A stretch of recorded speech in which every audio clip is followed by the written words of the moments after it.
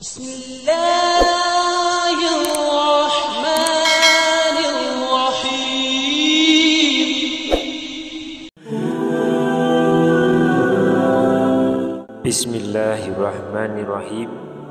Assalamualaikum warahmatullahi wabarakatuh. Syukur alhamdulillah kita masih dipertemukan kembali di channel ini.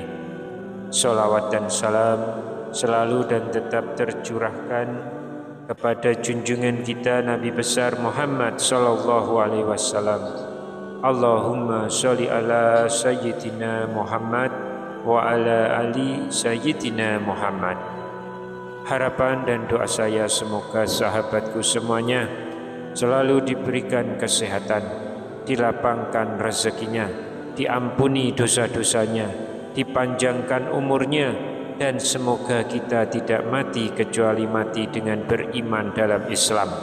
Dan sempatkanlah menuliskan sholawat di kolom komentar, insya Allah akan menjadi bukti cinta kita kepada Rasulullah Muhammad sallallahu alaihi wasallam.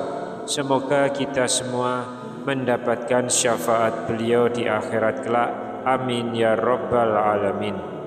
Sahabat muslim dan muslimah yang dirahmati Allah, Rasulullah sallallahu alaihi wasallam adalah manusia yang paling mulia. Tidak ada sedikit pun cacat dalam pribadinya. Setiap perkataan, perbuatan hingga ketetapannya menjadi sunnah atau contoh dalam kehidupan manusia. Bahkan Allah subhanahu wa ta'ala juga memuji Rasulullah dalam salah satu ayat Al-Quran. Sesungguhnya telah ada pada diri Rasulullah itu suri teladan yang baik bagimu, yaitu bagi orang yang mengharap rahmat Allah dan kedatangan hari kiamat, dan dia banyak menyebut Allah. Quran Surat Al-Ahzab ayat 21. Salah satu keistimewaan Rasulullah adalah kecintaan kepada umatnya. Bahkan Rasulullah sengaja menahan doa mustajab di dunia untuk di akhirat kelak sebagai syafaat bagi umatnya. Ketika Rasulullah menjelang wafat pun hanya umat Islam yang ada di pikiran beliau.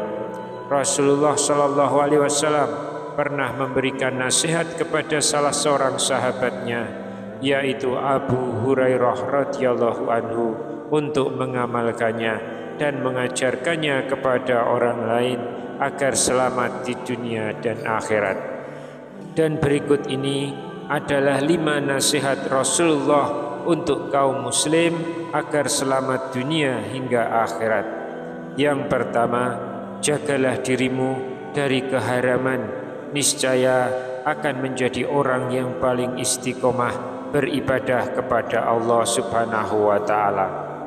Pesan yang pertama adalah meninggalkan segala hal yang diharamkan oleh Allah subhanahu wa ta'ala. Dan ternyata untuk menjadi orang yang istiqomah dalam beribadah, umat Islam harus meninggalkan semua keharaman yang telah ditetapkan oleh Allah subhanahu wa ta'ala. Pasalnya, sesuatu yang haram jika tetap dilakukan akan membuat hati menjadi hitam dan gelap. Jika hati sudah menjadi gelap, maka beribadah pun akan menjadi gelap. Oleh karena itu, orang yang paling mudah beribadah adalah orang yang bersih hatinya. Hal ini selaras dengan firman Allah, bacalah apa yang telah diwahyukan kepadamu, yaitu Alkitab atau Al-Quran, dan dirikanlah sholat. Sesungguhnya sholat itu mencegah dari perbuatan keji dan mungkar. Dan sesungguhnya mengingat Allah atau sholat adalah lebih besar keutamaannya dari ibadat-ibadat yang lain. Dan Allah mengetahui apa yang kamu kerjakan. Quran Surat Al-Ankabut ayat 45. Yang kedua, ridholah dengan apa yang telah Allah tentukan, niscaya kamu akan menjadi orang terkaya. Ridho dari Allah merupakan hal terpenting di dunia ini. Sesungguhnya apapun yang diridhoi oleh Allah adalah hal yang terbaik untuk umat muslim. Sebagaimana firman Allah dalam Al-Quran, diwajibkan atas kamu berperang padahal berperang itu adalah sesuatu yang kamu benci. Boleh jadi kamu membenci sesuatu, padahal ia amat baik bagimu. Dan boleh jadi pula kamu menyukai sesuatu, padahal ia amat buruk bagimu. Allah mengetahui, sedang kamu tidak mengetahui. Quran Surat Al-Baqarah ayat 216. Kaya menurut Rasulullah bukan hanya dengan kaya harta, karena hakikat kekayaan bukanlah kaya harta, melainkan kaya hati. Orang yang hatinya kaya adalah orang yang qanaah, yaitu senantiasa bersyukur atas segala hal yang Allah Subhanahu wa taala telah berikan. Rasulullah sallallahu alaihi wasallam bersabda, bukanlah kekayaan itu karena banyaknya harta, akan tetapi kekayaan itu adalah kaya hatinya. Hadis riwayat Ibnu Majah. Lalu yang ketiga, berbuat baiklah terhadap tetangga, niscaya kamu menjadi seorang mukmin. Mukmin berarti orang yang beriman. Baiknya keimanan seseorang bisa dirasakan oleh orang yang terdekat dengannya. Sebagaimana sabda Rasulullah, tidaklah beriman seseorang sehingga ia mengatakan apa yang baik, atau jika tidak bisa, ia diam. Tidak beriman seseorang sehingga ia memuliakan tetangganya, dan tidak beriman seseorang sehingga ia memuliakan tamunya. Hadis riwayat Bukhari dan Muslim. Kemudian yang keempat, cintailah saudaramu seperti mencintai diri sendiri. Niscaya kamu menjadi orang muslim. Muslim artinya menyelamatkan. Menjadi muslim berarti menjadi orang yang menyelamatkan orang lain, baik dari lisannya atau perbuatannya.